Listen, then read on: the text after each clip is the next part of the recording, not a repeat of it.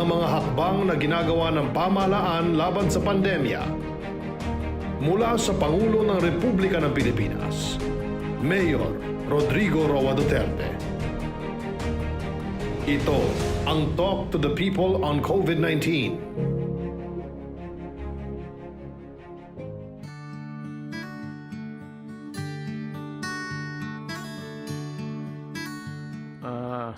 Good day sa ating mga kababayan nakikinig ngayon. I hope that you would learn more about the problems of the community from the COVID and your individual problems of the local government. We start now with still the main problem now of the Filipino is been there for a long time.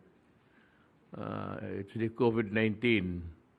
Whether we like it or not, we would have to discuss it because it is the call of the times. We start with the Secretary of Health, Secretary Duque. Good evening, Mr. President. Magandang gabi po sa atin pong tagapangulo ng Senate Committee on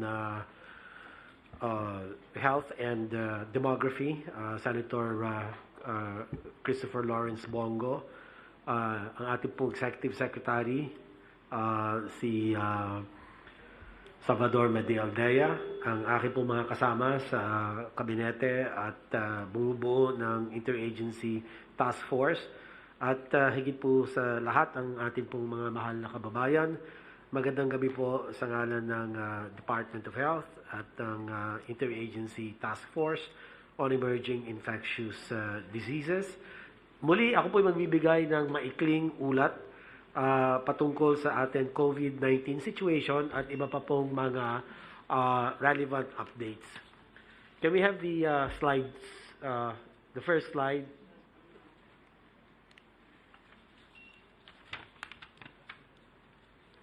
Next slide, please. Ngayon, ika-26 ng Mayo, taon 2021, meron po tayong nadagdag na 5,310 na bagong kaso. Sa 5,310, pakibalik lang yung isang slide. Yan po.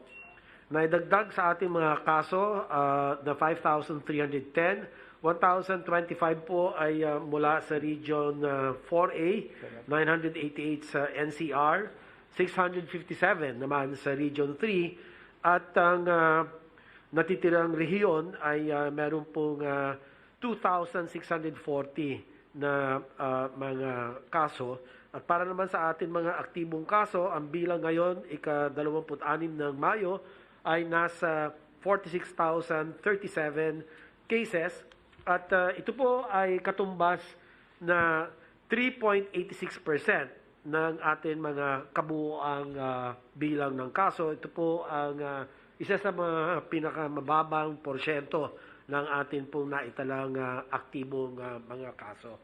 Sa kabilang dako, ang ating naman pong recoveries ay umabot na sa 1,127,770 at ang ating recovery rate ay nasa 94.45%. Habang ang bilang ng mga pumanaw ay nasa 20,169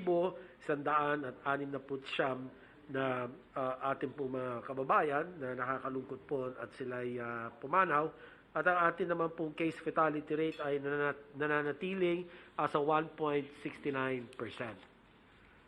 Para sa mga Pilipino may edad na mababa sa 1 taon hanggang 49 na taon gulang, ang kanila pong case fatality rate ay nasa mababang 0.41%. Samantalang ang mga Pilipinong may edad na 50 taon hanggang mataas sa 80 taon gulang, ang case fatality rate ay napakamataas po sa 5.38%. Ito po ay katumbas ng 16,543 na pumanaw over 307,720 cases. Ito rin po ang malaking dahilan kung bakit kinakailangan unahin ang mga matatanda o mga senior citizens sa ating pong vaccination program. Next slide.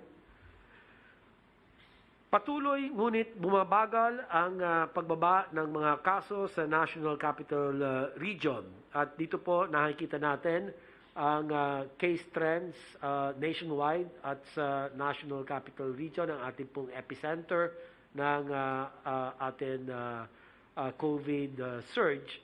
Makikita po sa panukatan gamit ang average daily attack rate per 100,000 population. Sa buong Pilipinas ay noong kasagsagan 9.2 deaths per 100,000 population per day po yan. At ngayon po as a 5.42 tayo, malaki-laki po ang ibinaba nito, halos 50%.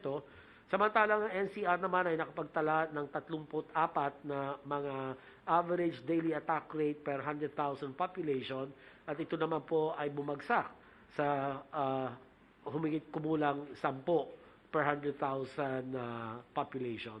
Samantalang ang pangalawang panukatan natin, ang 2-week growth rate or TWGR nationwide ay from 11% nung kasagsagan na as a moderate risk, as a low risk na lang po tayo to negative 21%.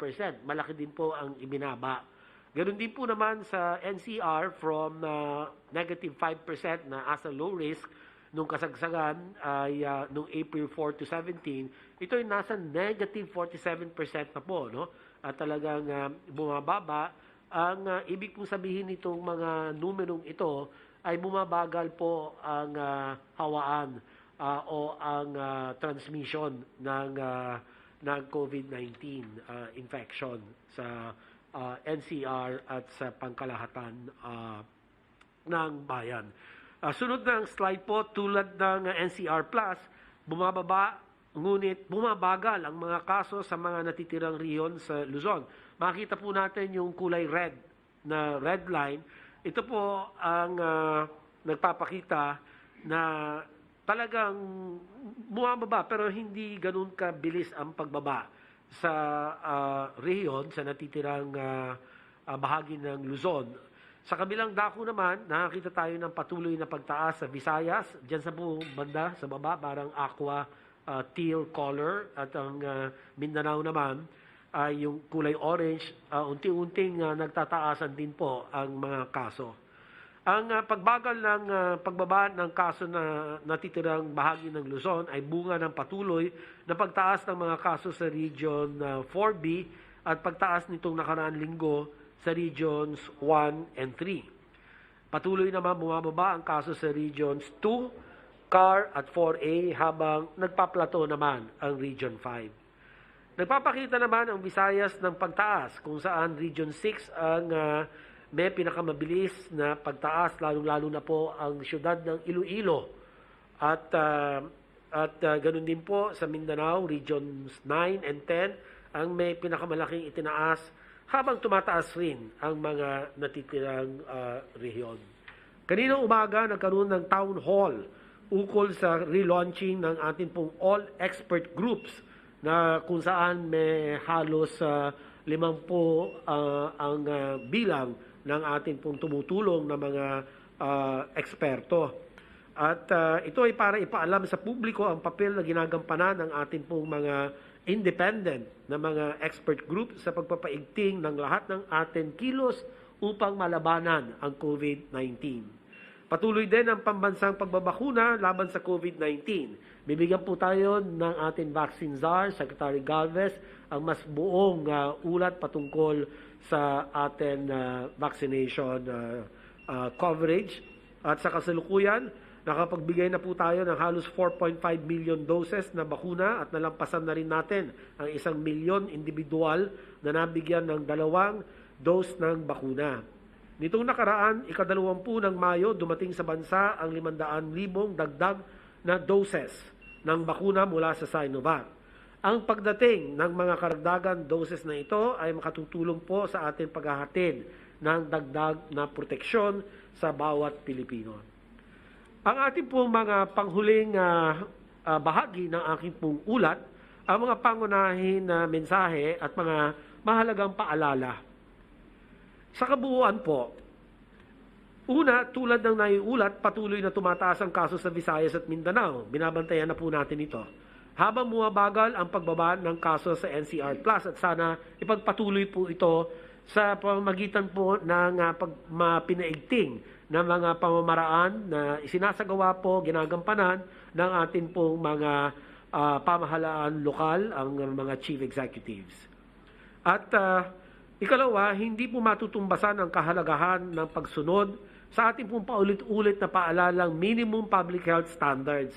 Nakita naman natin na sa kabila po ng pagbaba ng kaso sa tuwing magpapatupad tayo ng enhanced community quarantine, malaki po ang negatibong epekto nito sa ating ekonomiya at kabuhayan ng mga kababayan natin. Kaya naman po, amin paulit-ulit na hinihingi ang kooperasyon ng publiko sa pagsunod sa tamang pagsuot ng mask, face shield, distansya ng 1 metro o mahigit, palagi ang paghuhugas ng kamay at pag-iiwas sa mga matataong lugar upang mapigilan ang pagkalat ng COVID-19.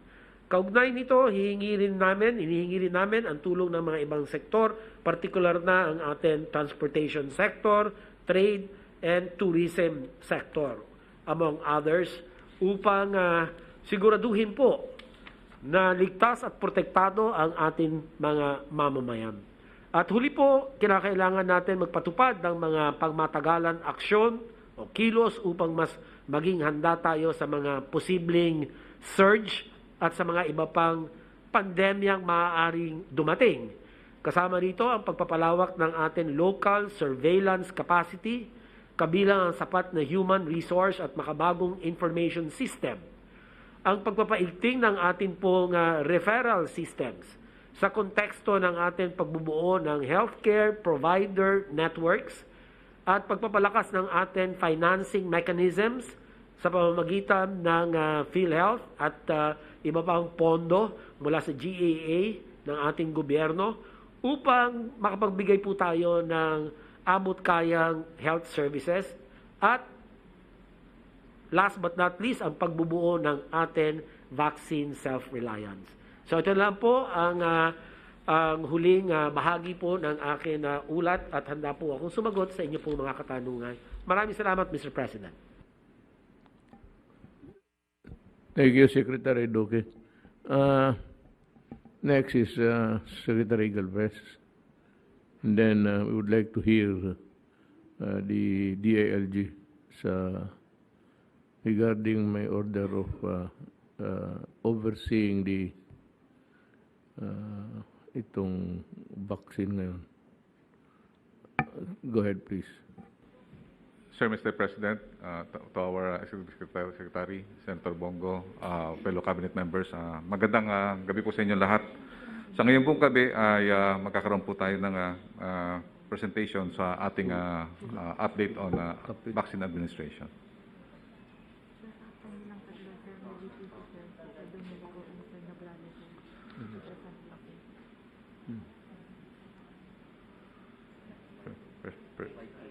First slide, please.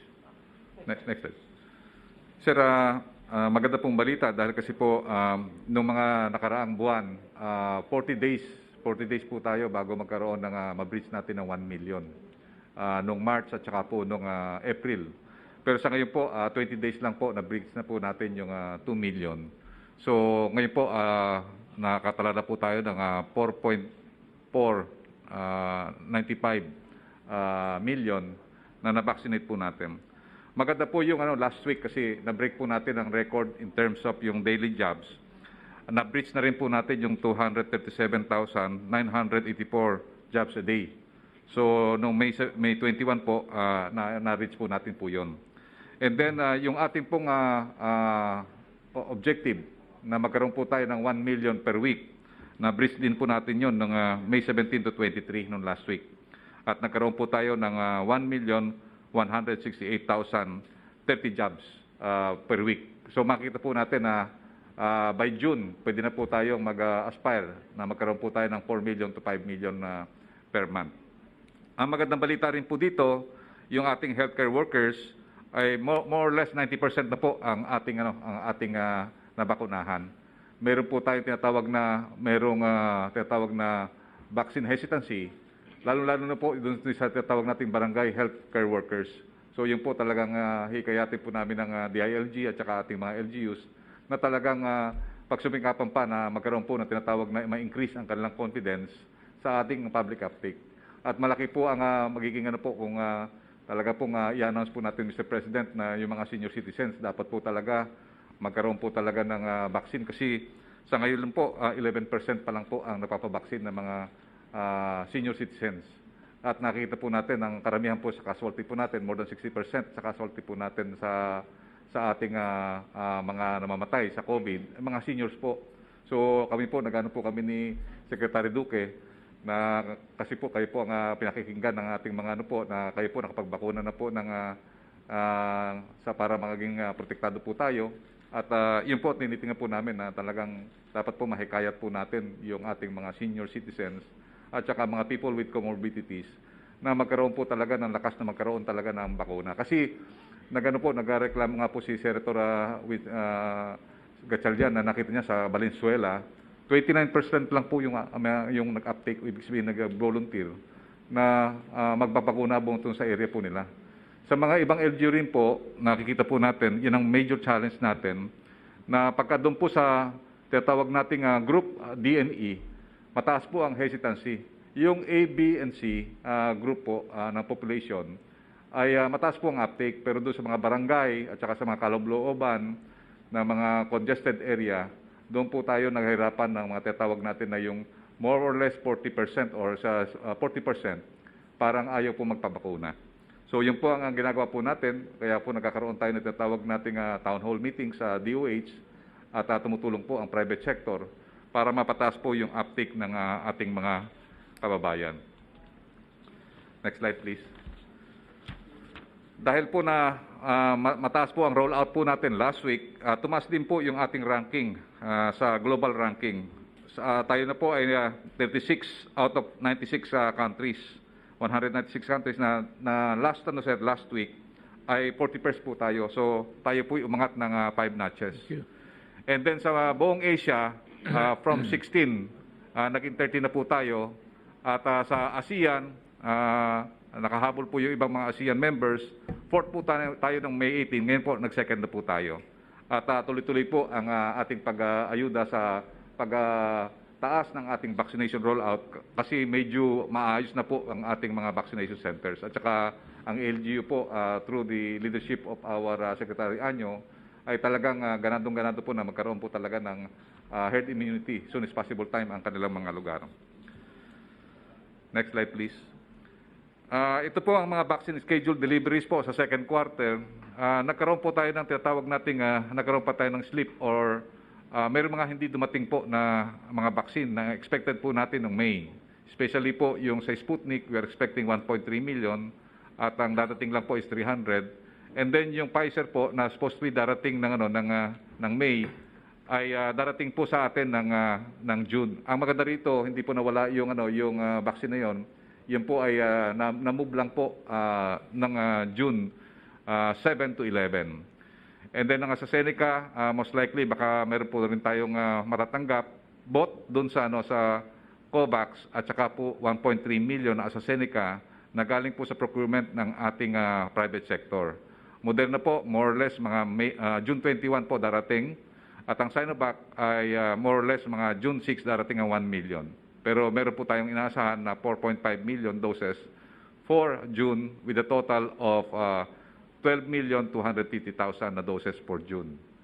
So ito po ang inano po namin na most likely kung sana po may awan Diyos na makuha po natin yung 12 million this coming June.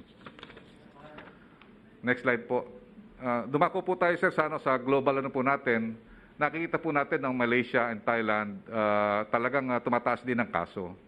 Pero nakita po natin ng Indonesia dahil mataas po ang level ng kanilang vaccination, nakita po natin na talagang bumababa po ng tuluyan ang Indonesia sa kanilang mga kaso.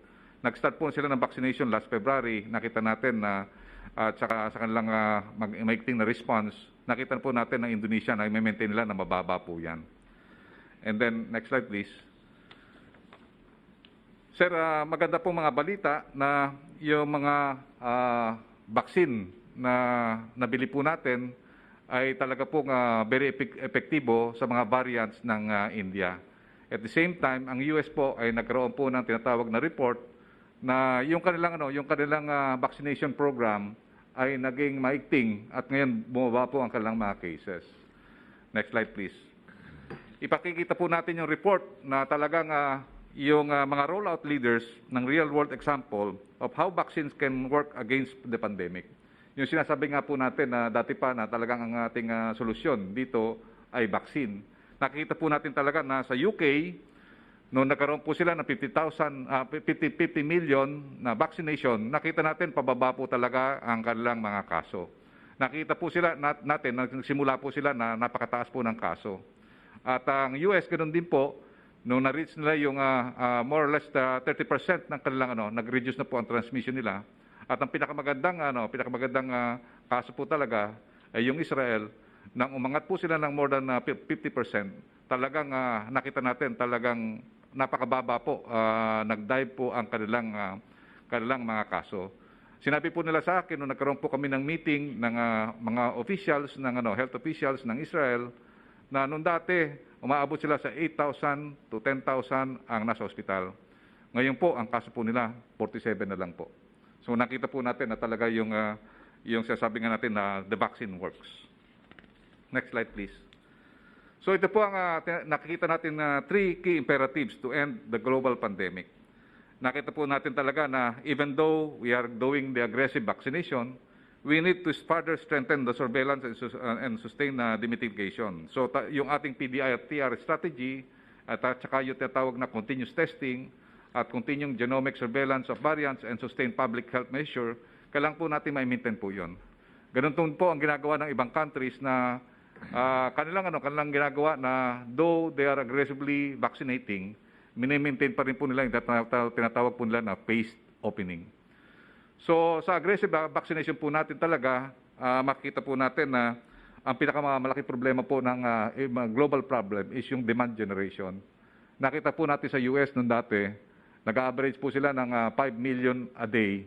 Ngayon po, bumaba po ng more or less 1 million na lang po at go to even 800,000. Meaning talagang bumababa po pagka po nagkaroon po ng saturation point na 50% of their population, ay talagang bumababa po yung demand. At nakita po natin na sa atin, pagka nakuha rin natin yung ganung 60% o 50%, may possibility po talaga na bababa po yung demand. So yung ating objective na magkaroon po ng herd immunity by having yung 70% or even 80% of our population ay magiging malaking challenge po, Mr. President. Kaya po kailangan po talaga natin na hikayatin po natin ang ating mga kababayan na magkaroon po talaga ng tinatawag natin na masigasig na magkaroon ng bakunahan po sa buong bansa. At sa ngayon po, tinitingnan po natin yung we are adapting the vaccine innovations. Ang ating mga manufacturers, meron na silang ginagawang mga boosters. And then yung ibang countries, bumababa na po sila sa 12 years na vaccination. Kasi ano po na sinasabi nga po nila, na yung 17 and below, more or less 29 o 30% ng population ay pwede pa rin gumalaw. And we cannot fully contain and eliminate the disease if we have a sizable amount of population that have not been vaccinated. So many countries right now, those countries who are on the lead of the vaccination, they are now dipping to the pediatric vaccination. And then also some countries na nagkaroon po ng tinatawag na problema po sa supply, ay nagkaroon po sila ng tinatawag na mix and match. I believe meron po kami nabasa sa sa Spain na ang AstraZeneca, ang first dose, ang second dose niya po is Pfizer. And they found out na sa limited po nila ay mas mataas po ang efficacy. So yun po ang presentation ko lang po ngayon, Mr. President, at tuloy-tuloy po ang pagbabakuna po natin at kami po humihingi po talaga ng tulong sa SILG para at least ma-impose po natin yung maximum vaccination sa mga areas po natin. Thank you. Let me magsingit lang ako. Ha? Ito bang nag-aagawa ng Pfizer and some of the local government units would have it as an exclusive vaccine for them. Alam mo ho, hindi pwede ito kasi meron tayong Pfizer. Walang problema yan. at maibigay natin sa mga tao, walang problema. But yung mga tao na would like to demand Pfizer at walang iba, ay hindi po pwede yan. Kasi hindi naman talaga lahat dumating sa atin puro Pfizer. It could have been another story kung ang Pfizer exclusive sa atin dumadating. Ang Pfizer ho ay one of the brand vaccines that are being dumadating sa atin that has been using by government. Iba-iba ho. Sinovac, Moderna, ang ready na marami in numbers ang Sinovac. Yan ang ginagamit sa Indonesia, then sa ano pa mga gumamit yan? Indonesia, Hong Kong, then you have si Widodo.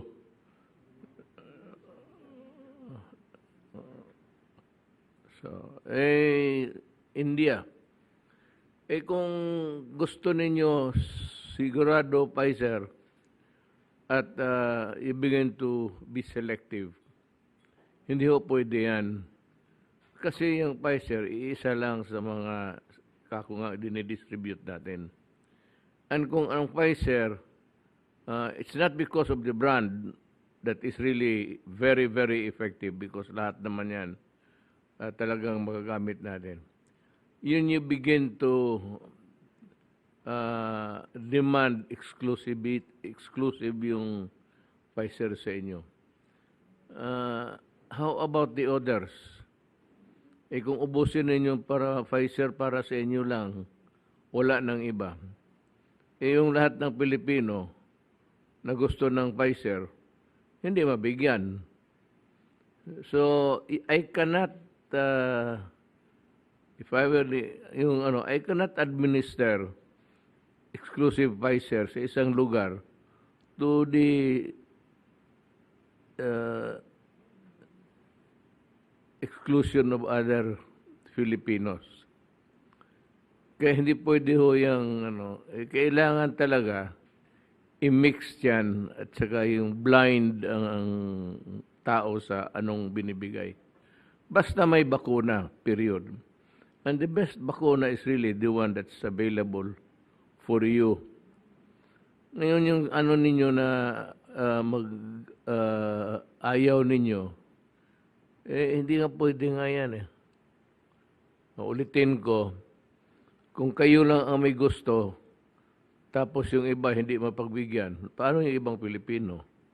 So you begin to be selective, the others will also begin to be agitated about the potency na pareho naman sana sa iba. They will also demand Pfizer. How about the other Filipinos from the Visayas to Mindanao? Hindi natin mabigyan. Hindi pwede yung ganon. There must be equality in everything. Kung sana maraming Pfizer tapos hindi maibigay sa inyo, then you have every reason to complain. But if it is a limited number, tapos gusto ninyo sa inyo lang, hindi pwede yan. So, ang order is to mix. Kung ayaw ninyo, wag. Ayaw ninyo ng ibang Sinovac, an order, hindi namin problema yan. Anyway, kung magtamaan ka ng COVID, wala kaming magawa sa inyo. Sabihin namin na, well, it's your choice. You wanted something which cannot be given to you. Kasi ito, I said, haluin namin lahat. Halo-halo. And dumating sa inyo, halo-halo na vaccine. Kung I don't know if it's true, but Secretary Ano will magsalita dito na after me. Ang masabi ko lang na kung marami sanang vaccine, tama yung inyo. Walang problema. kung sumasali kayo dyan sa argumento na vaccine, kailangan kung gusto niya ibigay, hindi namin maibigay yan. It is impossible for you to have a vaccine. Sigurado pag upo mo. Vaccine is vaccine. Walang pilian yan. Kung puro Pfizer na dumating sa atin, okay. But ang Pfizer is just one of the brands that we are using. Now, if we use it in one place, kaya nga sabi ko, ulitin ko again, how about the other Filipinos? So there has to be equality. Equality means that, kung haluin namin, if by chance you are injected with Pfizer, swerte ka kung yan talaga ang gusto mo. But ako, a misnomer, bakit maging swerte ka kayong mga kukuha ng Pfizer? Why? Do you think that you are better off being vaccinated and you are far from getting COVID again? There are so many variants now, and it's better to have the vaccine right away without being choosy. Hindi ho pwede yan. Pati yung mga doktor sumali, yung mga kung kaya dito, kayo nandito, payag ako. But yung udyukin mo yung tao na he has the right to choose for his, pati yung ibang officials. Hindi, not feasible at all. Hindi ka makapili kasi kukunti lang rin yan. If you think of the other Filipinos would want to be injected with vaccine, hindi lahat. So it would not be fair to just concentrate or focus the Pfizer vaccine in one place. Mahirap yan. You might get it, but it is a result of a mixture. Iba-ibahin namin yung magkaiba lang sila. Ang sabi ko sa mix it para walang. You would not know where, yes, Senator Go. Magandang gabi po, Mr. President. May suggestion lang po at napag-usapan rin po natin ito. Yung sa mga procured na mga bakuna na darating na not covered po ng COVAX, baka po pwede mabigyan ng priority yung mga seafarers at saka yung mga OFWs na unofficially naman po na sinasabing hindi tatanggapin po doon sa ibang bansa pagpasok nila doon. Pero yun po yung nagdadalawang isip sila na magpabakuna nitong ibang brand ng bakuna dahil hindi nga sila siguradong tanggapin doon sa pupuntahan na bansa. At nabanggit niyo po to, Mr. President, na ipresenta lang nila ang kanilang mga deployment order o patunay na meron na silang kontrata doon sa ibang bansa. Alam mo, I would like to go along with them.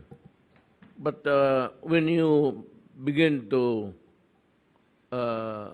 distribute yung mga bakuna and pipiliin mo yung tao, it is not really a matter of where you're going. Sabi ng tao, namin problema yan. Kung pupunta sila sa so that has to have a separate program. I will call Secretary Ano. He has more to tell you about what I'm trying to say to the public. Secretary Ano, can you... Magandang gabi po, Mr. President, fellow public servants. Magandang gabi po.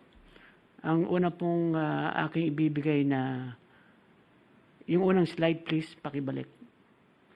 Yan. Dito po muna tayo sa update po ng ayuda. Maganda pong balita sapagkat umabot na po tayo sa 99.67%. Ibig sabihin po, ang lahat o na beneficiaryong nakatanggap ay 22,838,875. Almost 22 0.83 billion po out of the 22.9 billion na inyong ipinamahagi. 93 LGUs po ang nakatapos ng 100%. May iba pong LGU na nagsauli ng pera sapagkat kahit ano pong hanap nila ay hindi na nila makita yung beneficiaries, kaya isinoli na lang po nila yung pera. Next slide please. Ito po ang breakdown ng ayudang pinamigay natin sa NCR Plus. Makikita po natin sa Metro Manila 99.95%. 11 billion po ang naipamahagi. Ang Bulacan po actually ay 100% na po ito. Total of 2.96 billion ang naibigay sa mga beneficiaries. Ang Cavite po ay nasa 98.45%. 3.3 billion po ang napamahagi. Sa Laguna po 99.74%. So 2.7 billion. At sa Rizal po ay 99.68% or 2.6 billion. Kaya po nais nating batiin ang mga LGUs, ang mga mayors, ang mga barangay officials, social workers, mga DILG field officers sa kanilang accomplishment at taus-pusong pagsiservisyo. Bagamat kahapon po ang naging deadline natin, yung ibang natitira po ay tatapusin natin at yung hindi nakapatapos ay pagpapaliwanagin natin bakit hindi nila natapos ng 100%. Secretary, I beg your Yes, sir. kind indulgence. Pasingitin mo lang ako. Itong what is being given to you now by the DILG, ito yung tulong. It runs into billions. Pay attention sa nandiyan nakikita ninyo ngayon, mga Pilipino. Kaya sabi niyo walang binigay ang gobyerno na tulong. Nauubos nga dahil diyan sa assistance ninyo. It's DILG has been very diligent in giving the money. Sila ang inahango na sila ang magbigay. Na nakikita naman ninyo.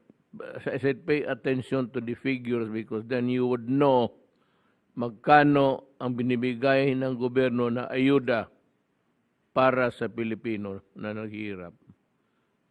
Thank you. Thank you, Mr. President. Sa ating pong pagtulong sa pag-roll out ng bakuna, ay maglalabas po tayo ng memo, circular. Ito po yung tinatawag nating fast tracking of inoculation efforts para po mapabilis. Ito po ay ilalabas natin. At ang mga importanteng puntos po dito, papaspasan ang paggawa ng mga master list at sisimplihan lang ang data at impormasyon na kailangang i-fill up sa registration. Kung the simpler, the better. Mahirap yung marami pang masyadong itinatanong at natatakot yung ating mga mamamayan sa pagre-registro. Gamitin ang lahat ng paraan at pagsabayin ang mga traditional at technology, social media-based platforms sa pagparehistro. Ang ating pong mga seniors, ang ating mga mahihirap na mga kababayan, ang iba dyan ay walang smartphone, walang wifi, walang computer. Kaya gusto natin ay kasama din yung traditional na pamamaraan ng pagrehistro. Pwede pong mag-assign ng mga tao sa mga lugar at magbahay-bahay para makapagparehistro yung ating mga kapuspalad na kababayan. Tuloy-tuloy na information campaign, aggressive information campaign para mainganyo ang ating mga kababayan na magpabakuna. Bukod sa mga online meeting, social media, pati traditional methods ay dapat gamitin katulad ng pagbabandilyo sa mga sulok-sulok ng ating mga barangay. Kasama rin dito, nais natin ng mga LGU ay magtalaga ng sasakyan at libreng sakay upang ihatid at dalhin ang ating mga kababayan sa mga vaccination sites. Ito naman po ay pinapractice na ng ibang LGUs katulad ng Taguig, Nabotas at Muntinlupa. At gusto natin na ang mga LGUs ay magkaroon ng partnership sa mga private hospitals, private sectors, NGOs, mga religious organizations, at mga homeowners at village association para mas maraming vaccination site ang maitalaga natin. Kasama na rin ang paglalagay ng mga drive-thru, paggamit ng mall, mga clubhouses. At kahit po barangay health center, meron tayong 42,000 barangay health center sa buong Pilipinas. Sa pagdating po ng ating mga bakuna, po pwede nating magamit din yan. Next slide, please. Sa ating pong paghahanda sa pagdarating ng mga bakuna, sa buwan ng Hunyo, Hulyo at susunod pang mga buwan, ay tuloy-tuloy po ang paggawa ng vaccination plan ng ating LGU. Sa ngayon po ay merong 25,994 LGUs na ang nakapagsubmit ng kanilang vaccination plan. Next slide, please.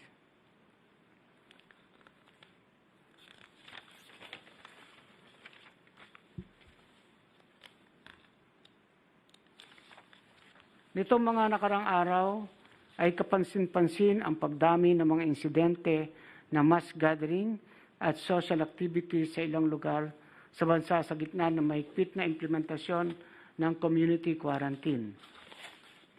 Dahil dito, inatasan natin ang ating mga punong barangay na paigtingin ang pagpapanatili ng kaayusan at siguruhin ang pagsunod sa mga patakaran upang mapigil ang tuluyang pagkalat ng COVID.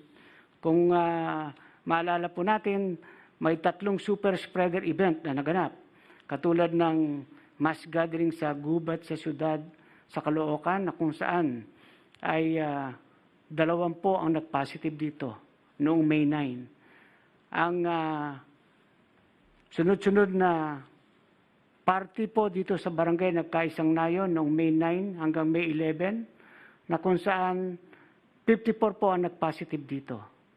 At noong linggo lang sa Narsagaray, Barangay Matiktik sa Bacas River, May 23, ay nagkaroon ng swimming picnic dito sa lugar at ngayon ay nagsasagawa tayo ng contact tracing.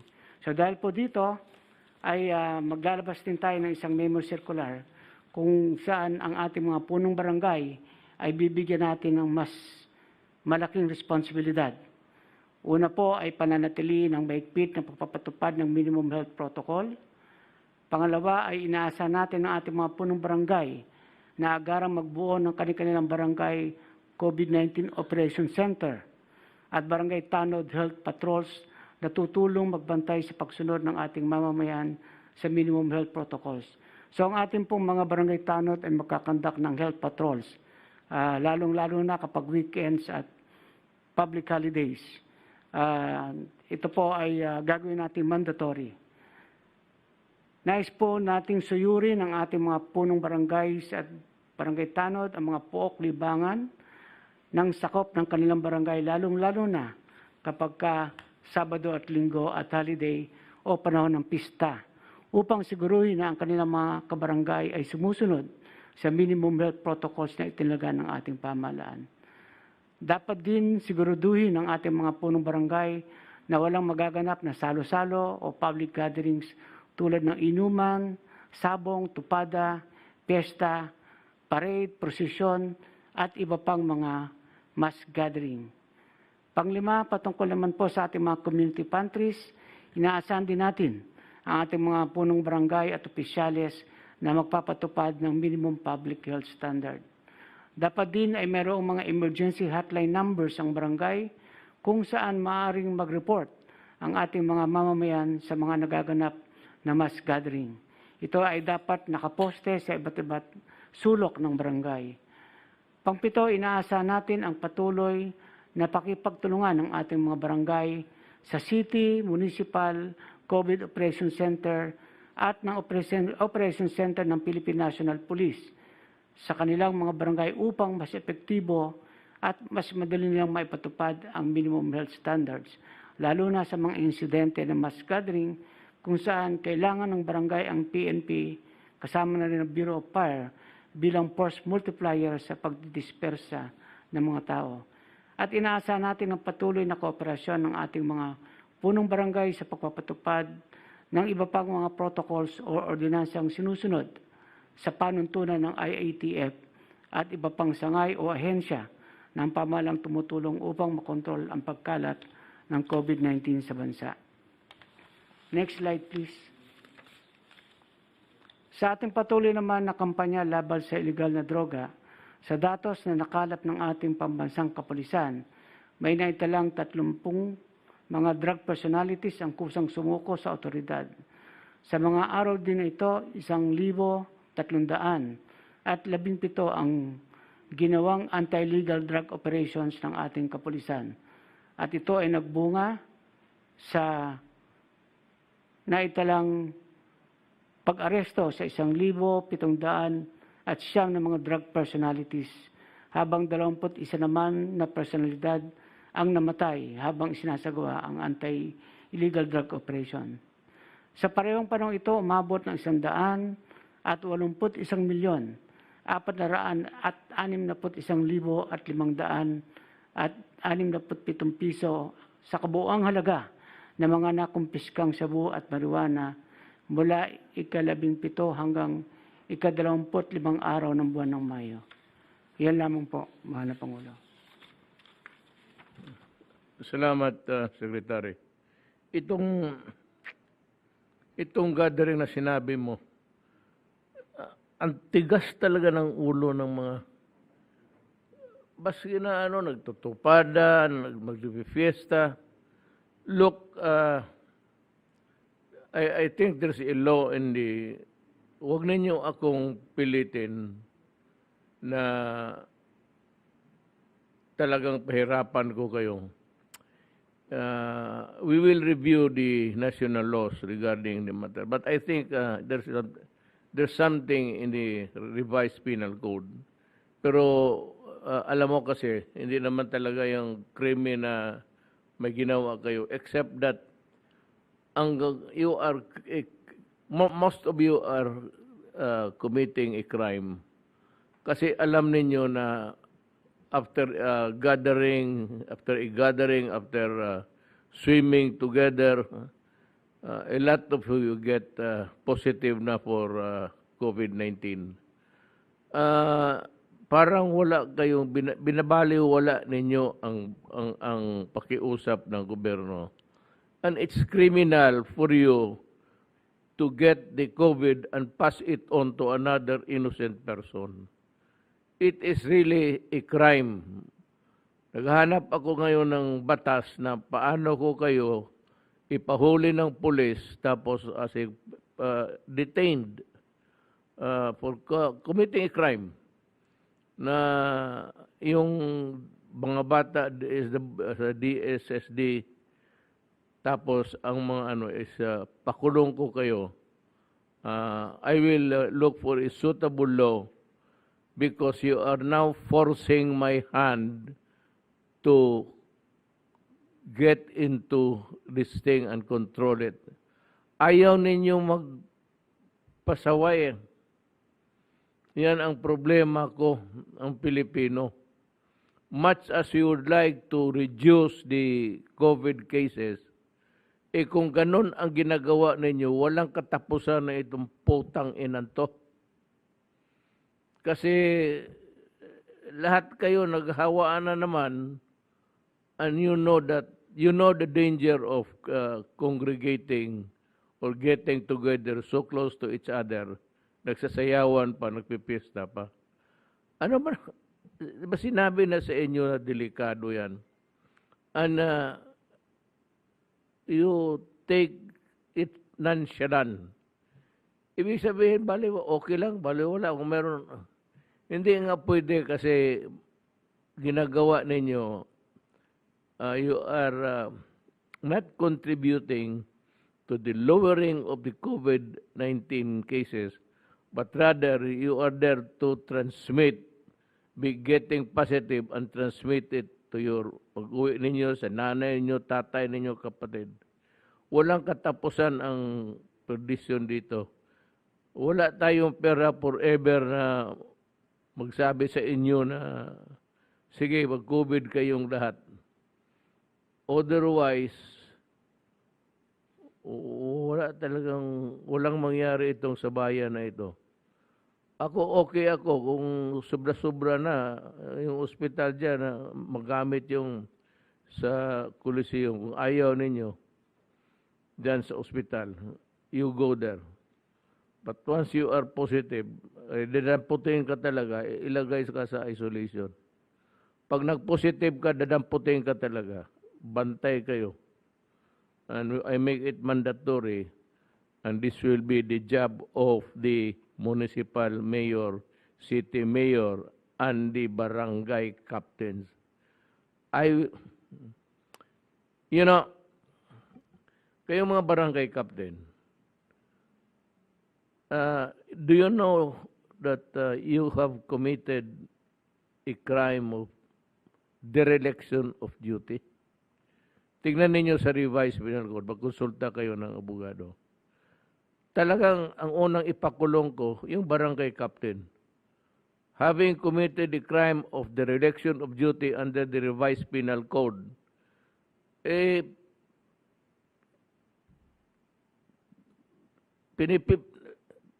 napipilitan ako, ayaw ko, sabi ko, magtrabaho kayo. Yung barangay captain, if you are really worth your status there, kung ayaw ninyo, umalis kayo. Kasi pag ulit ito, pag may isa pa, beginning tonight, pag may isa pa, ang unang hulihin ang barangay captain. I'm ordering the police to arrest the barangay captain and bring him to the station, investigate him for being a derelict or dereliction of duty, having failed to enforce the law.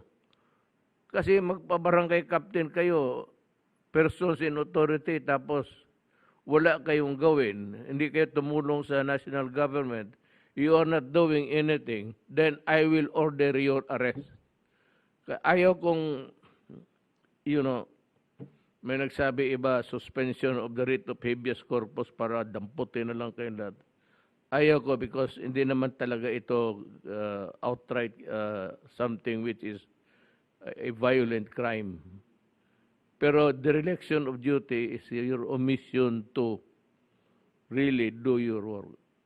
So ang unang, pag naulit pa ito, ang unang hulihin ang barangay captain. Kasi pag nangyari ito, ibig sabihin, you gave the permission by perforce, that is the presumption. Kaya kung hindi ka nagbigay ng permiso, hindi mangyayari yan. Ngayon, kung there's a party or there's a swimming picnic there, tapos wala kang ginawa, ikaw ang hulihin ko una. The first line of to be there sa line up sa police, imbestigahin kayo. I'm ordering the DILG to enforce the law. The crime secretary is dereliction of duty. It's under the revised penal code. You just fail to enforce the law. And kayong mga police, you are put on notice that ang unang aristuhin ninyo pag nangyari yan, kasi magtakbuhan yan eh. Pagdating ng police, magtakbuhan na, hindi mo na mahabol. Yung iba, you'd be able to apprehend some, but the others would make good and escape from the clutches of the law. So ngayon, merong barangay captain, tapos hindi mo na hinto. Alang-alang naman ang mayor ang pumupunta in the echelons of authority. Hindi na pwede yung mayor magsingit-singit pa doon. Kasi kayo, merong power. You and the mayor are persons in authority. So, ikaw ang unahin, and maulit pa nga to, pag may one single incident beginning tonight, the police will just arrest the barangay captain first and bring him to the station together with yung nagpipiknik dyan, ng maaresto, silang lahat. Have them investigated and detain them for, itong barangay captain, mabigat yan. You can be charged and detained, tapos maghintay ka ng inquest, if there is an inquest fiscal. Ganun na lang, kasi pinilitan ninyo akong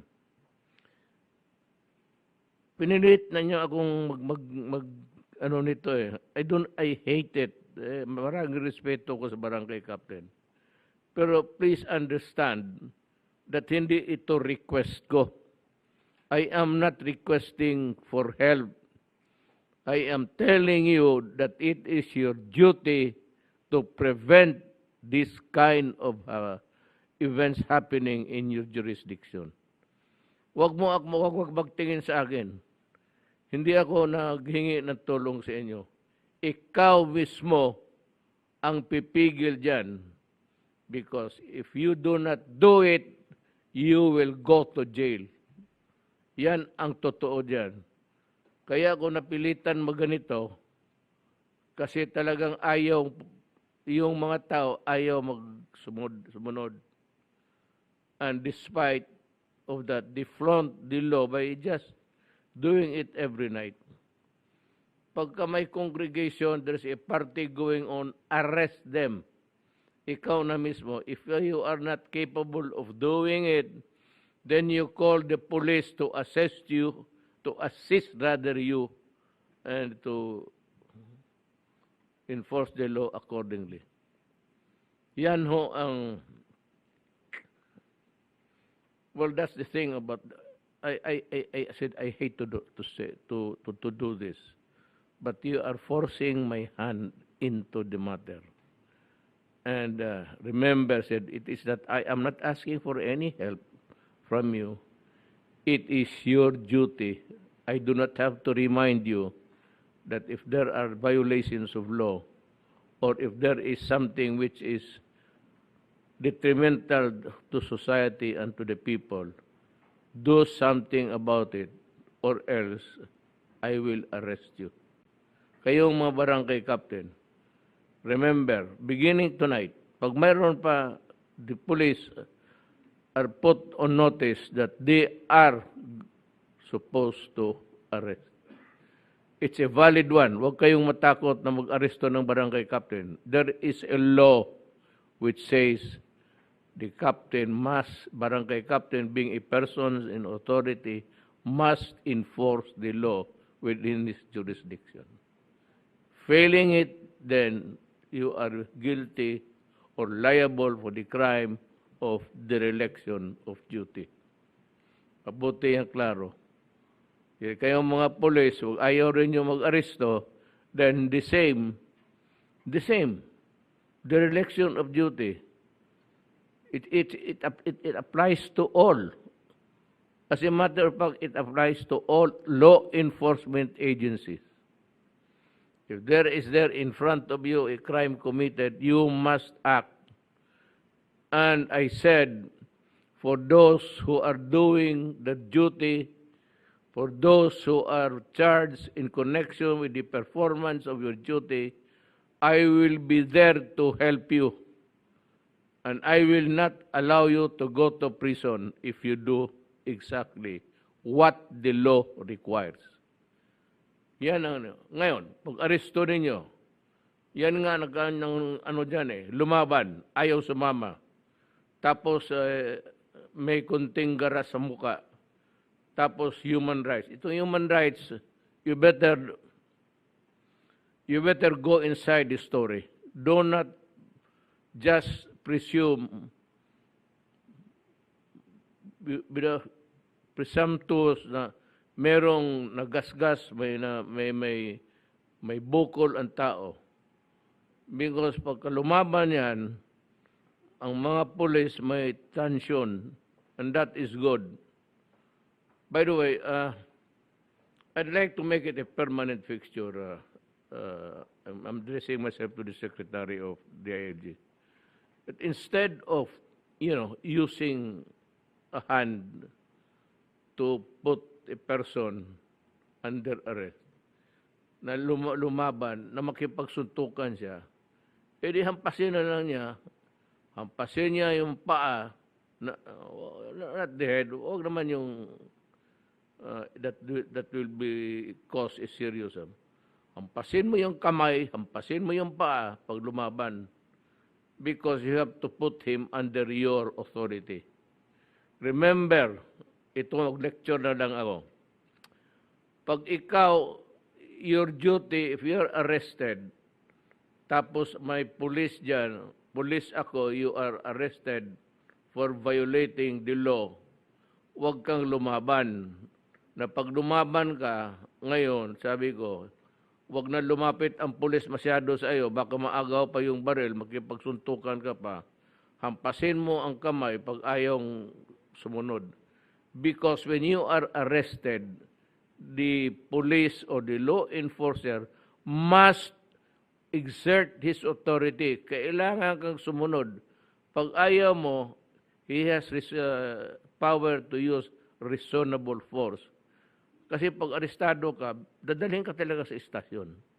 There is no such thing as arestuhin ka tapos sabihin, po sige, pagkatapos na ganyan, hampas ka, paalisin ka lang.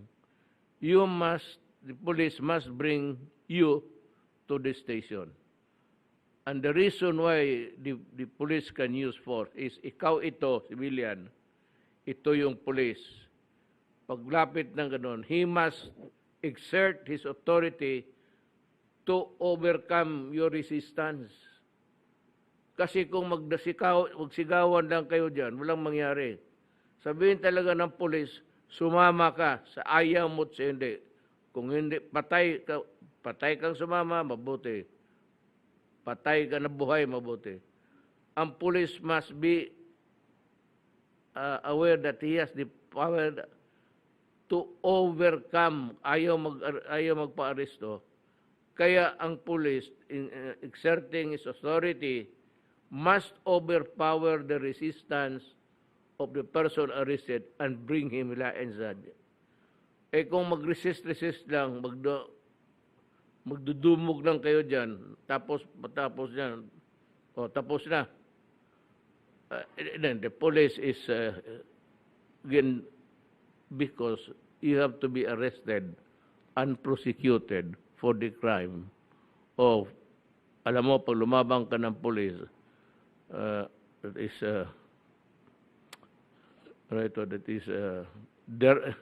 direct assault. Labang ka doon sa kapitan, that is a direct assault. Pag nasuntok mo ang kapitan, direct assault plus yung sugat niya. That is baka hindi ninyo alam yan. Pag lumaban ka, nasuntok mo yung barangay captain, ayaw mong sumunod, then you have committed, I said, one, the injury that you caused to the barangay captain, and two is your crime or whatever act that you are, wrongful act that you are arrested. So ngayon, ang pulis na, kasi hindi madala ng barangay captain eh. The barangay captain must take the initiative, and if he thinks that he needs the assistance of the police, or better still, yung police, nandyan na yan. Tapos, huwag ninyong palusutin, you surround so that they will not be able to escape, and bring them to the, whatever, or lecture. Pabalik-balikin ng lecture 3 araw. Stay in the wherever a place designated by the barangay captain. A person in authority, para kang ikaw yung presidente sa lugar mo eh. I cannot, hindi ako pwedeng sumingit dyan sa trabaho mo. Trabaho mo yan eh. Ibig sabihin, kung ako, bababa pa ako dito sa opisina ko, lalabas ako sa bahay ko, just to go around and arrest the persons violating the rules being imposed. Inyo yan, para akong gago kung ako pa. All I can do is to direct everybody in guidance. Yan. Ngayon, the police must play an important role. Do not be afraid. You can use force. Ito reasonable force. Kung ayaw lang man magsuntok, magipagsuntokan, paluin mo yung kamay o paluin mo yung paa para sumunod sa iyo. You can do that because you have to overcome. Kung hindi mo kasi ma-overcome, magtabla kayo, walang mangyari. Ikaw, police, must overcome. Tapos yun. That's why you are allowed to use reasonable force. if there is a resistance to the arrest. So, walang kayo matakot. Ako na mismo ang mag-intervene if you are charged, tapos ganun ang nangyari. Ako na mismo ang ako na ang papalag. Na ayaw ko yung mga pulis mapreso dahil nagtatrabaho. Kasi kung ginagawa ninyo, dinibanda ninyo, tapos ang pulis pa ang magkakaso for doing his duty, ibang istorya na yan. Hindi na istorya ng human rights yan. So better, yung human rights must study their law also. May mga abogado man kayo, bright man kaya kayo. Edi start to read the revised penal code. Kasi yung gobyerno na mag-enforce ng law, may kasalanan patuloy. Anong klase? Walang mangyari sa atin yan kung ganun. And that is what usually happens. It's because mag-countercharge. Kasi ayaw sumama, masugatan, hinihila ng pulis, tapos magpunta doon sa doktor, magpa-examine doon na ito may bukol siya dito. Go inside the story, human rights, before you do anything else. Otherwise, there will be an endless debate between you and me.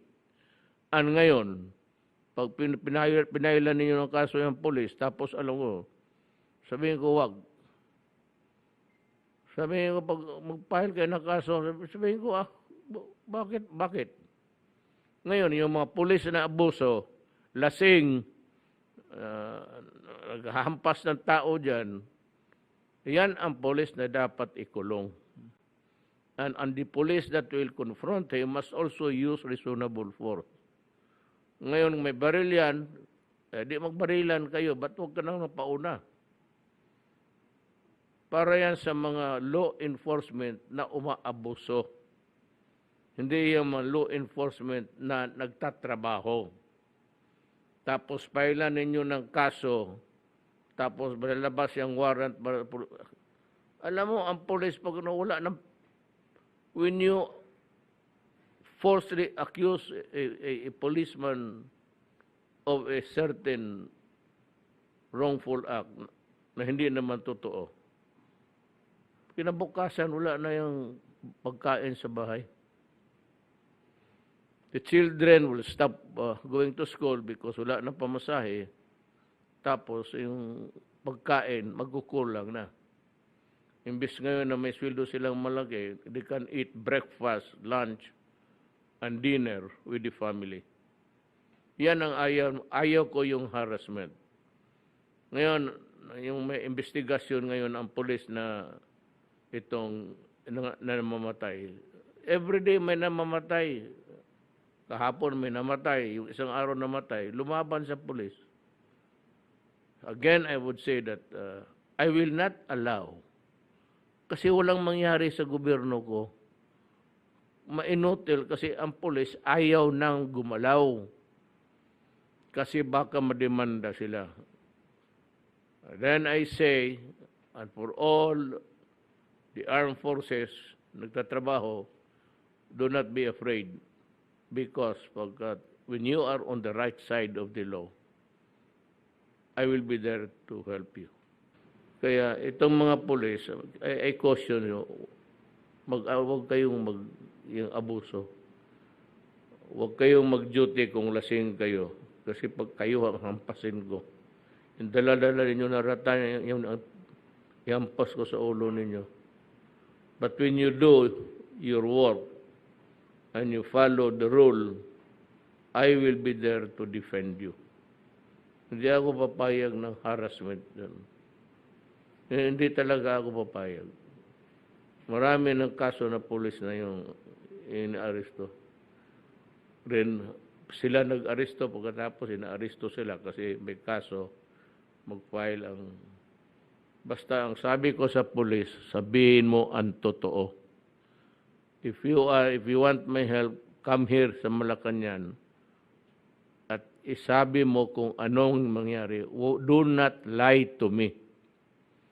Yan lang ang hihin ko sa inyo. Dipinsahan ko kayo sa habang panahon, but do not lie to me when I ask question. Yan ang klaro. Okay? Now, we are through with the Secretary Ano. Maybe Secretary Lorenzana would like to say something. Good evening, Mr. President. Dalawang ulat lang po. Update lang dun sa mga umuuwing mga OFWs na binabantayan natin. Mayroon pong dagdag na 9,000 mula nung ako nag-ulat nung nakaraang linggo. Ang total na po ngayon ay 555,700 ang nakauwi ng OFWs mula sa iba't ibang panig ng mundo. Doon naman po sa mga Pilipinong nasa Sabah, meron pong dumating noong Lunes na 496. Sila po ay dinala dyan sa Zamboanga at pagkatapos yung iba po ay nag-uwi na sa kanya-kanilang probinsya. Yun lang po, Mr. President. Thank you. I know. Alam mo, Del, I really appreciate what you're doing. It's a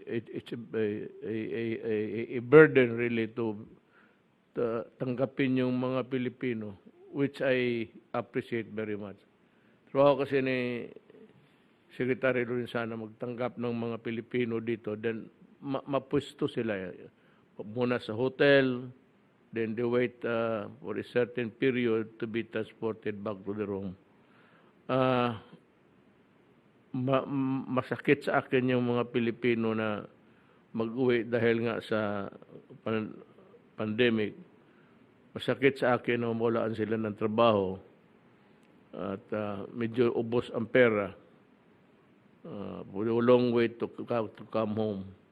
So kung sino talaga yung mga Pilipino na gustong umuwi, we will do everything to expedite the return to the country, which is the Philippines.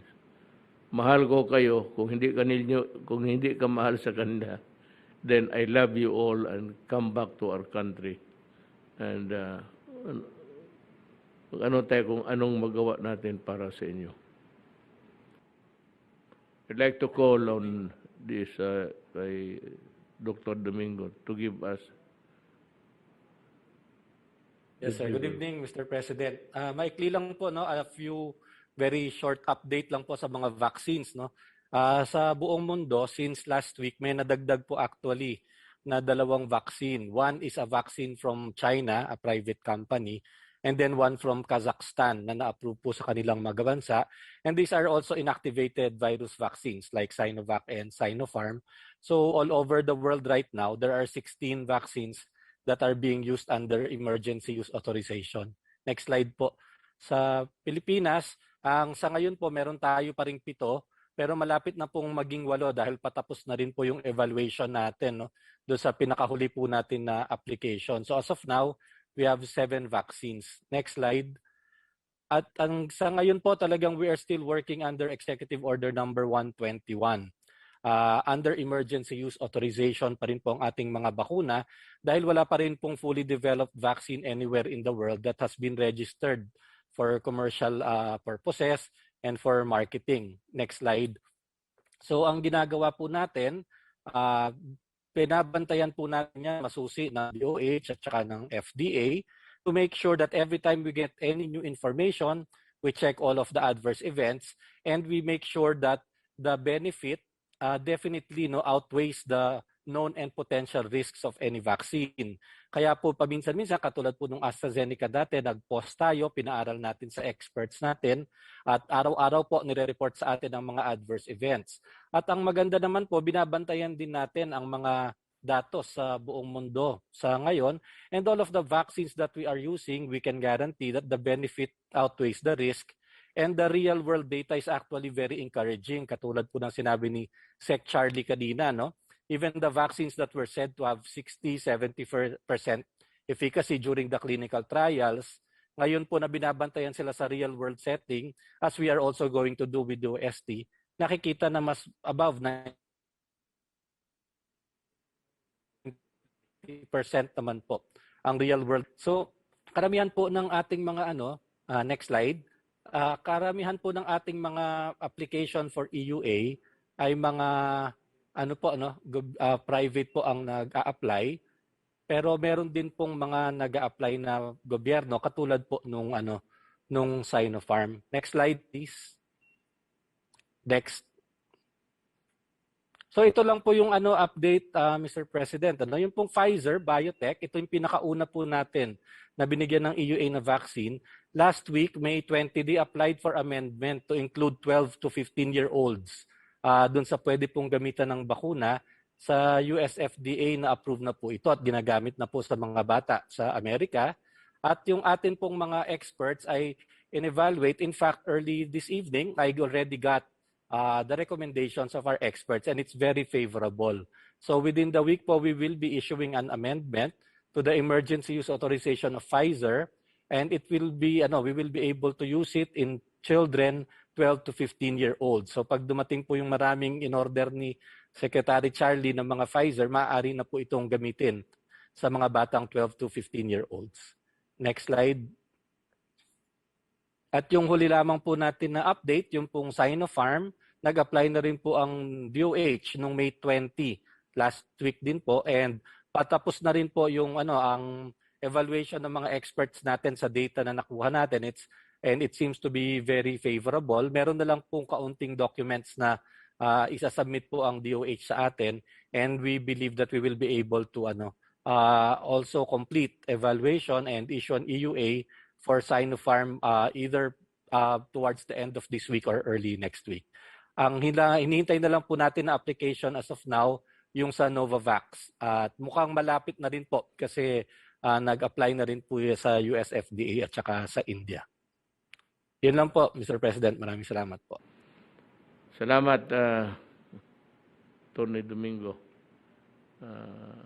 Let's now hear Carlo Bendigo. Maraming salamat. Mayang gabi, Mr. President, Senator Bongo at ating mga miyembro ng gabinete at sa mga kababayan natin. Mr. President, kasabay ng laban natin kontra COVID, siyempre yung laban natin kontra sa kagutuman at malnutrition. At pagdating sa problema ng gutom, kailangan marami po tayong napoproduce na pagkain. So ang report ko po mag-focus dito sa tinatawag nating Key Result Area number 2 ng iyong Task Force Zero Hunger. At ang KRA2 ay tungkol po sa food production. Next slide. Ang report po ng Department of Agriculture, ayan po sa National Rice Program po ay nakapag-distribute na po ng mahigit 4,331,000 kilograms ng mga rice seeds at nakapag-distribute na rin po ng 8,893,375 kilograms of fertilizer. Subalit meron pa tayong reserve for the year na 9,500,203 kilograms ng seeds at meron din po tayong 25 seed storages. Pagdating naman po sa urban agriculture at gulayan sa barangay at paaralan, meron po tayong na-establish na 33,177 sites para sa gulayan sa paaralan, 2,367 sites para sa urban agriculture garden at 430 sites para sa gulayan sa barangay at sa likod bahay o bakuran. Subalit meron din po tayong ilulunsad na iba pang mga gulayan sa paaralan, urban agriculture at gulayan sa barangay. Kasama natin ang mga 4Ps beneficiaries po natin at maging dito sa NCR Plus, which is ang area of concentration natin, lalong-lalo na sa laban against COVID, pati yung laban against hunger, no, Mr. President. At dito naman sa Rural Development Program po natin, meron po tayo na construct at rehabilitate na 53 kilometers worth of farm-to-market roads na sub-projects po. And we have 32 enterprise sub-projects din po under this program. Sa Philippine Coconut Authority naman po, alam po natin isa sa mga marginalized farmers po natin ay ang mga coconut farmers. Kaya talagang isinusulong po natin yung intercropping para 2 or 3 crops po ang ating mga coconut farmers at hindi lang sila dependent sa coconut.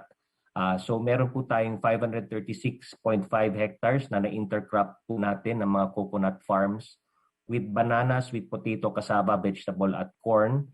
At na ini-incentivize po natin ang replanting ng mga coconuts to replace yung old coconut trees po natin. Meron po tayong 1.878 million good seedlings na na-plant po sa field mismo, benefiting 15,680 farmers and covering 13,219 hectares.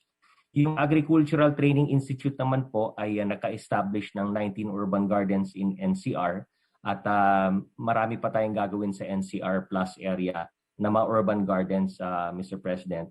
At meron din po tayong higit na 47,400 starter kits na na-distribute sa mga household beneficiaries po natin. Sa Department of Agrarian Reform, ito alam naman po natin, Mr. President, matagal mo talagang priority ito. Matagal ng priority ng ating mahal na Pangulo ito at sinusulong po talaga ito ng ating Department of Agrarian Reform. Ang registration po ng mga emancipation patents at Certificate of Land Ownership Award or CLOAS, 18,789 hectares benefiting 14,529 agrarian reform beneficiaries at nakapag-distribute na po kayo, Mr. President, together with the Department of Agrarian Reform ng EPs at CLOAS covering 40,407 hectares to 31,771 ARBs at hindi pa po tayo natatapos dito. Patuloy pa rin po ang distribution natin ng mga CLOAS at EPs. Kaya nga sa period ng January to March of this year, 8,729 hectares na po ang na-distribute sa 8,076 ARBs in this 3-month period lamang po, Mr. President. And again, as you mentioned, yung government-owned lands din po natin kasama dyan sa agricultural lands that are being covered for distribution under EO 75-2019. Pero hindi lamang po lupa ang binabahagi natin sa agrarian reform beneficiaries. Meron din po tayong training.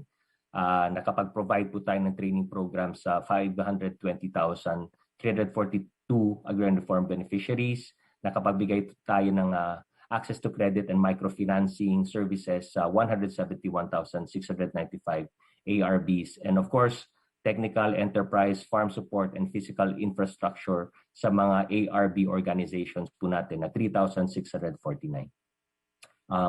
Huli na lang po, Mr. President, other initiatives po natin, meron po tayong ginawang MOU signing ng Department of Agriculture kasama ang Office of the President, Presidential Commission for Urban Poor para sa Food Caravan Program at yung pakikipag-tie-up rin po natin sa private sector, ang Department of Agriculture at ang SM Development Corporation initiative para tuloy-tuloy yung implementation ng kadiwa ni Ani at Kita.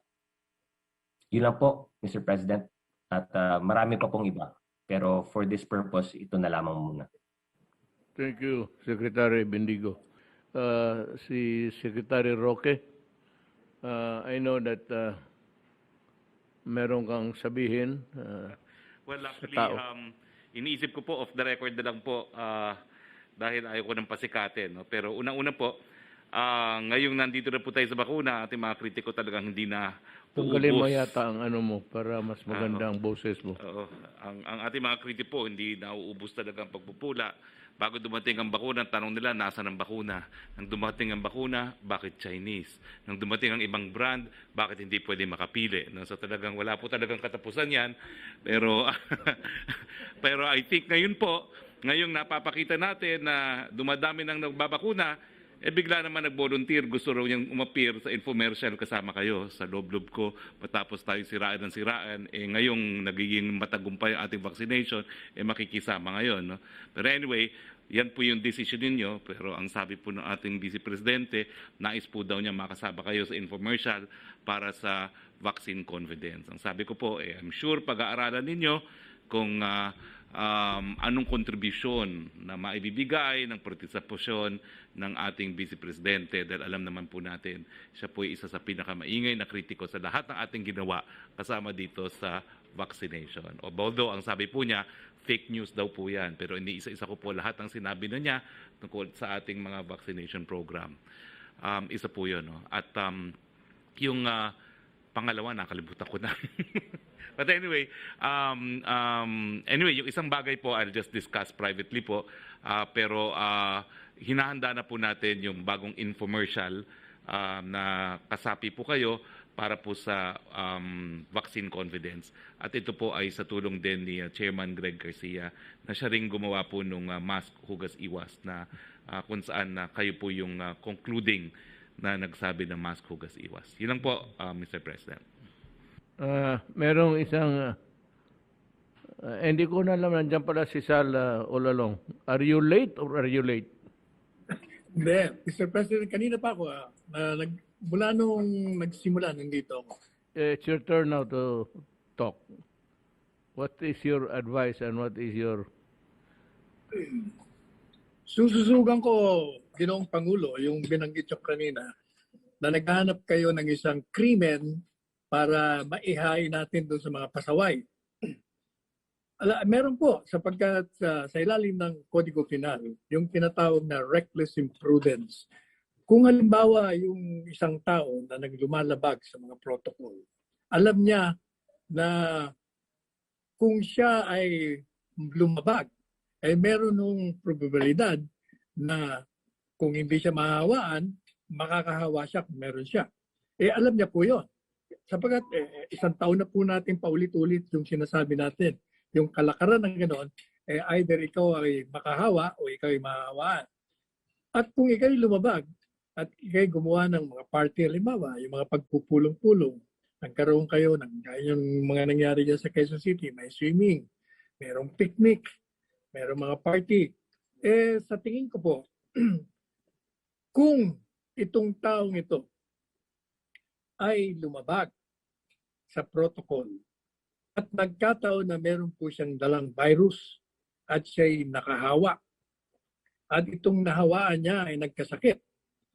Aba, kung depende ho, kung mild lamang, moderate o severe. Kung ito po ay sabihin natin na ospital, pwede po nating i-demanda siya ng reckless imprudence resulting to, kung mababa lang yung injury niya, less serious injury. Kung medyo maselan, reckless imprudence resulting to serious injury. Kung mamatay, talagang tatamaan siya ng reckless imprudence resulting to homicide. Sapagkat alam niya na mapanganib, pero hindi niya inisip yun, talagang recklessly, kumbaga, kinapon niya yung pag-iingat sa hangin at tinuloy niya pa rin. At saka yung sinasabi niyo rin na itong barangay kapitan, tama po kayo dyan. Sinabi niyo na pwedeng may conspiracy sa buwatan. Pwede rin siyang makapasok doon. Kung nagkamatay, halimbawa, daming namatay, nahawaan, dahil doon sa violation na yun, pwede po na makasuhan sila. Kaya mga kababayan po natin, pinapaalalahanan mo natin na talagang napakahalaga na tayo po ay ipatupad natin yung maliit lang naman ang hinihingi ng ating pamahalaan sa kanila. Ginoong Pangulo, gaya ng paulit-ulit nyo at gaya rin ng paulit-ulit ko sa programang Counterpoint, na kung maaari tayo ay palagi magsuot ng mask, magsuot ng face shield, maghugas ng ating mga kamay, at tayo ay dumistansya. Wala naman pong ibang solusyon.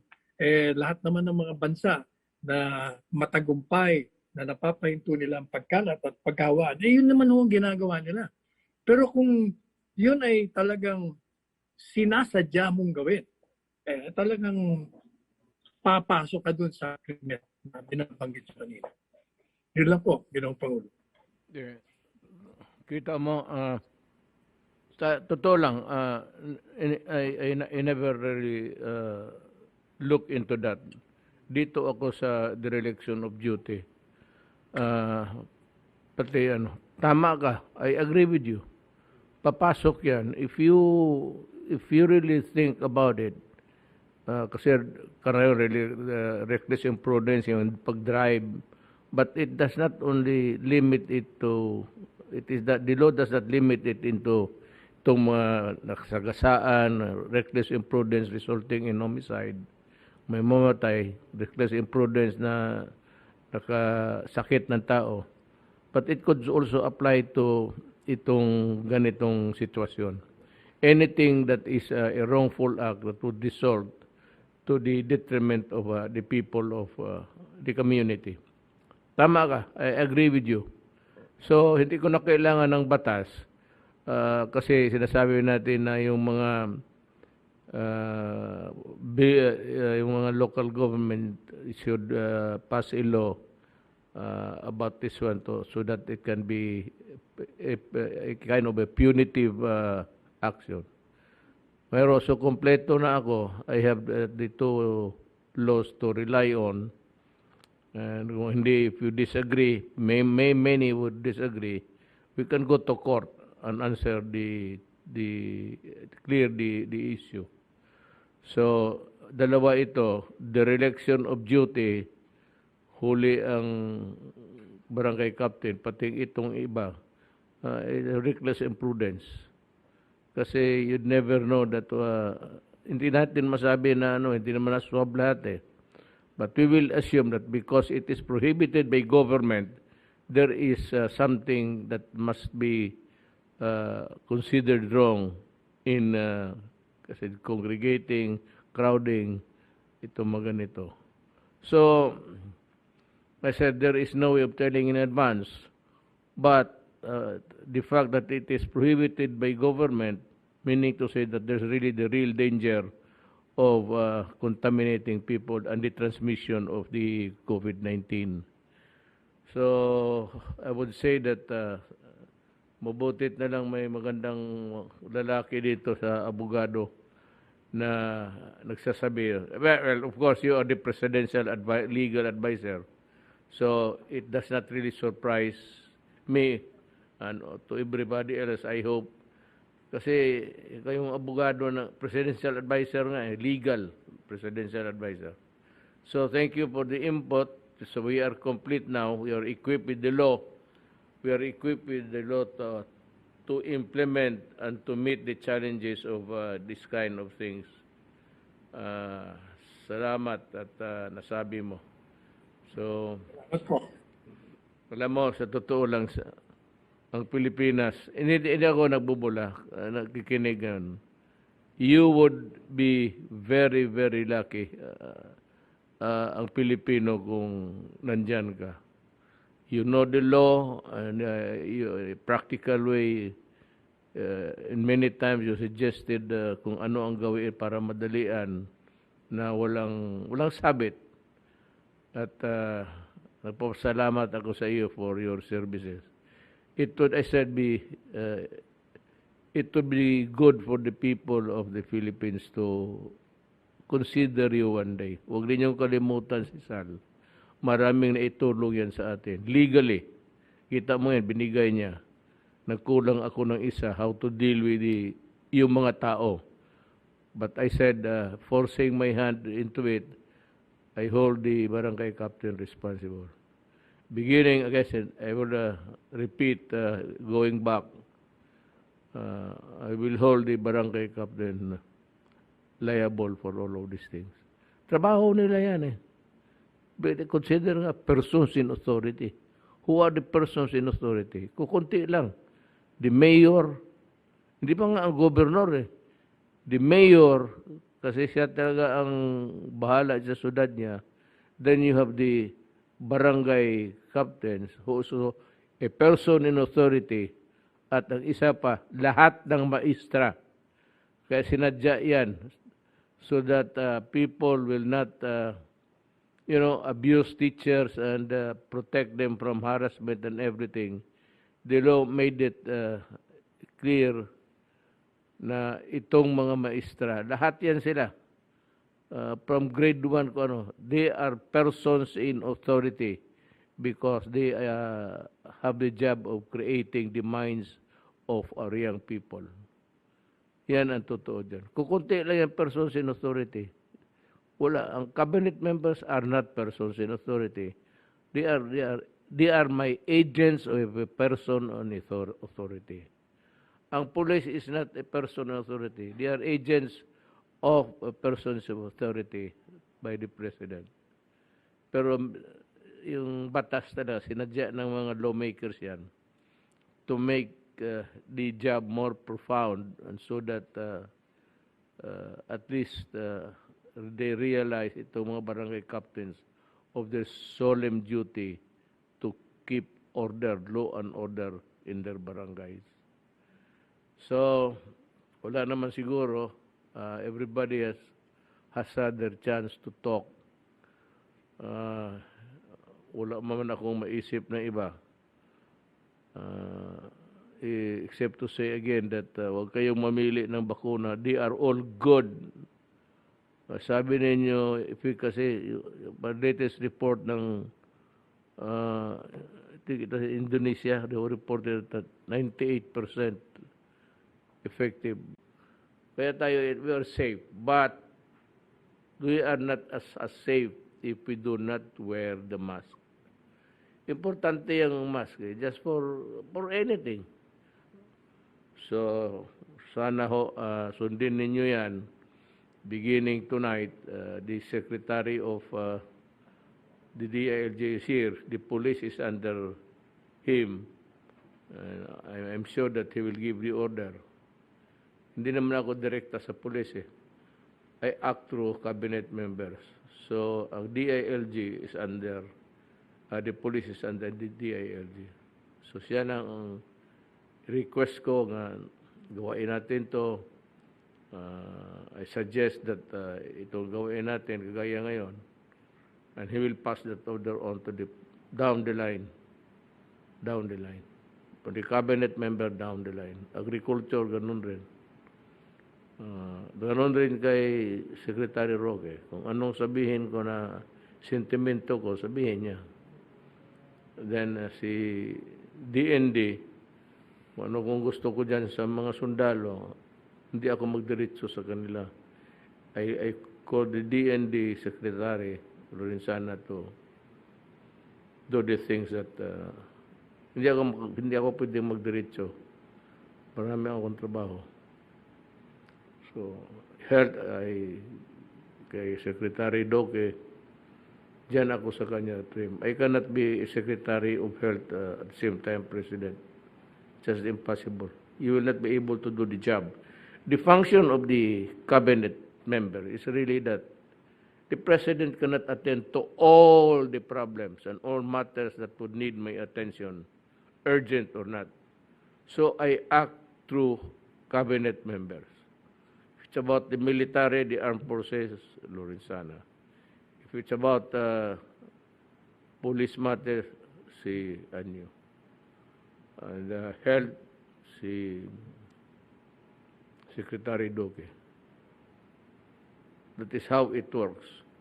That yung parang pinaka-chief of staff ng cabinet is the executive secretary. Siya yung pinaka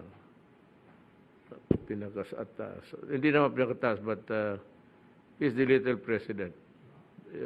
Doon ako sa kanya naghingi ng input kung ano ang nangyari. He's supposed to know everything. So that is how government works. At mabutit na intindihan ninyo yan para you'd be guided accordingly and do the right things only, avoiding the wrongs. Maraming salamat po sa inyong lahat.